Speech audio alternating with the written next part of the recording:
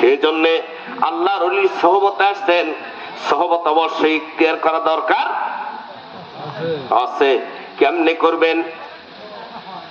পীর যদি নামাজ পড়ে তোমাদের দরকার কিন্তু নেই, আছে না? না,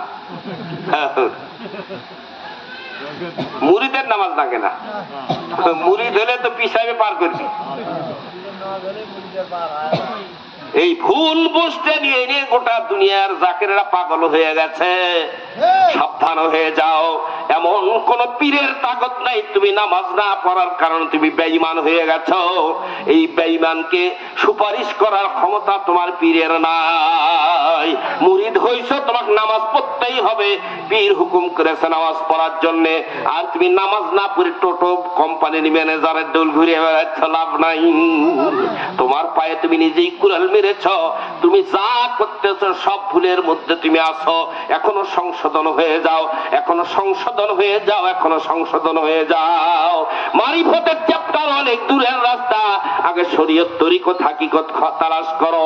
শরীয়ত তরিকত হাকিকত আসার পরে মারুফত এমনি আস্তে আস্তে তোমার ভিতরে প্রবেশ করবে। মিয়া মারিফত বাড়ি বাড়ি খোঁজা লাগে না। কি রাগ করতেছেন? লাভ নাই, আমার সাথে রাগ করে লাভ নাই। আমার কথাগুলো হক কথা, কি ঠিক নাকি? অনেক মুরিদ নামাজ পড়ে না, এখনো রোজা করে না, দূর বস থাকবো কে, বাবা পার করে নিয়ে যাবি। বেয়াদব, তোর বাবার তাগদা